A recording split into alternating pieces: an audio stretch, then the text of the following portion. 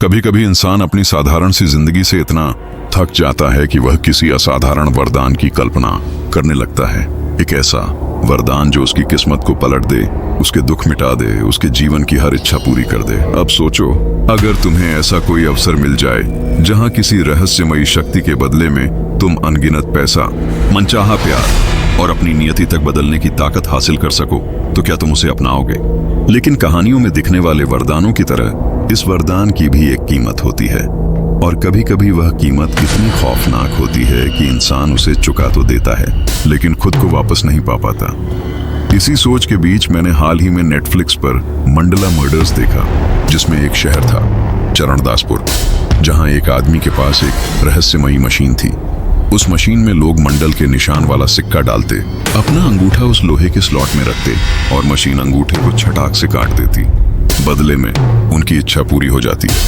लेकिन उसी शहर में डरावने, खून जमा देने वाले, अकल्पनीय तरीके से शरीर के अंग जोड़कर किए गए मर्डर्स होने लगे थे, जिन लाशों के सिर अलग, पैर अलग, हाथ अलग और माथे पर वही मंडल का निशान। इस धारावाहिक की यह कहानी मुझे एक पुरानी किंवदंती की याद दिला गई। उत्तर प्रदेश के हरिपुर नाम के छोटे से कस्बे में घटी एक ऐसी घटना जो दशकों पुरानी है, लेकिन आज भी लोगों की रूह कंपा देती है। ये 1980 की बात है, जब हरिपुर जंगलों से घिरा शांत बसा कस्बा था, जहां अमावस की रातें हमेशा से ही डरावनी मानी जाती थी। उसी अमावस की रात एक लकड़हारा जगदीश जंगल में लकड़ी काटने गया। उसे शुरुआत में ही जलती चीज जैसी गंध आई और वह उस दिशा में तेजी से गया, डरते हुए कि कहीं आग फैल न जाए। लेकिन जैसे जैसे वह उस महक के करीब पहुंचा, उसे महसूस हुआ कि कोई उसकी परछाई का पीछा कर रहा है। उसने कई बार आवाज लगाई, कौन है वहां? पर जवाब में सिर्फ हवा की सीटी जैसी आवाज आई। तभी अचानक उसके आसपास काले धुएं का एक भयानक गुब्बार उठने लगा और उस धुएं में एक काली साड़ी में लिपटी औरत दिखाई दी। उसके बाल चेहरे पर बिखरे थे, लेकिन लाल चमकदार आंखों ने अंधेरे को काट दिया। जैसे ही जगदीश उसका चेहरा देखने आगे बढ़ा, वह औरत पल भर में गायब हो गई और धुआं भी छंटने लगा। जब दृश्य साफ हुआ तो जगदीश के पैरों तले जमीन खिसक गई। जंगल के बीचों बीच शहर के उद्योगपति विष्णु की अधमरी लाश पड़ी थी, जिसका धड़ गायब था और बाकी सिर हाथ पैर ऐसे सिले हुए थे जैसे किसी ने राक्षसी पूजा की हो। उसके माथे पर वही गोल निशान था, जैसे कोई शैतानी मुहर। उसके दाहिने हाथ का अंगूठा भी गायब था। यह 2 महीनों में दूसरा ऐसा मामला था। इससे पहले नीरज नाम के दुकानदार की लाश भी इसी तरह मिली थी। दोनों के अंगूठे नदारद, दोनों के माथे पर वही निशान, दोनों अमावस की रात। इंस्पेक्टर रवि इन मामलों की जांच कर रहे थे और उन्हें यकीन हो चला था कि हरिपुर में कुछ अलौकिक, कुछ कई गुना डरावना घट रहा है। शहर में पहले कभी ऐसा नहीं हुआ था, लेकिन असली दहशत तो अगली अमावस की रात आई। उस अगली अमावस की रात हरिपुर में जो हुआ, उसने पूरे शहर का दिल दहला दिया। डॉक्टर अजय, जो अस्पताल में रात की शिफ्ट कर घर लौटे थे, उम्मीद कर रहे थे कि घर पहुंचने पर उनका नवजात बेटा मुस्कुराकर उनका स्वागत करेगा और उनकी पत्नी थकान से भरी लेकिन शांत मुस्कान के साथ दरवाजा खोलेगी। लेकिन उस रात घर का माहौल कुछ और ही कहानी कह रहा था।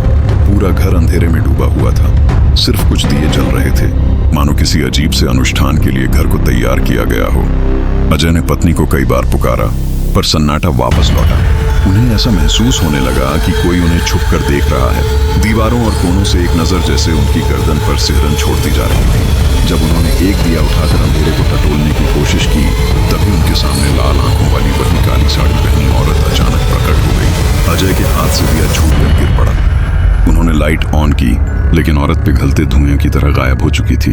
उनके बच्चे के रोने की आवाज आई और वे भागकर कमरे में पहुंचे, जहां उनका बेटा फर्श पर बैठा उसी दिशा में देख रहा था जहां वह औरत गायब हुई थी। जब अजय उसे उठाने झुके तो उनके पैरों के नीचे से जैसे जमीन निकल गई। बिस्तर के नीचे उनकी पत्नी की विकृत लाश पड़ी थी, उसका ऊपरी हिस्सा गायब और बाकी शरीर के हिस्से अजीब तरह से सिले हुए, जैसे किसी भयानक शक्ति ने उसे जोड़कर रखा हो। माथे पर वही निशान और दाहिने हाथ का अंगूठा गायब। इंस्पेक्टर रवि मौके पर पहुंचे तो उन्होंने पाया कि तीनों मामलों में एक ही पैटर्न था, अंगूठा कटना, शैतानी निशान और अमावस की रात। अजय ने डरते हुए बताया कि बच्चा न होने पर किसी ने उन्हें जंगल की गुफा में रहने वाली कथित तांत्रिक औरतों के बारे में बताया था, जो वरदान देती है लेकिन बदले में अंगूठा लेती है। उसकी पत्नी वहां गई थी और तब से उसके व्यवहार में अजीब बदलाव आने लगे थे, जैसे कोई अदृश्य सत्ता उसे नियंत्रित कर रही हो। रवि को अब पूरा यकीन होने लगा कि ये किसी साधारण हत्यारे का काम नहीं। उन्होंने जंगल में खोजबीन शुरू की। रात गहराती गई, हवा की सनसनाहट और अंधेरा ऐसा लग रहा था जैसे पूरा जंगल जागकर उन्हें देख रहा हो। अचानक 3 आत्माएं, विष्णु, नीरज और अजय की पत्नी, उनके सामने प्रकट हो गई।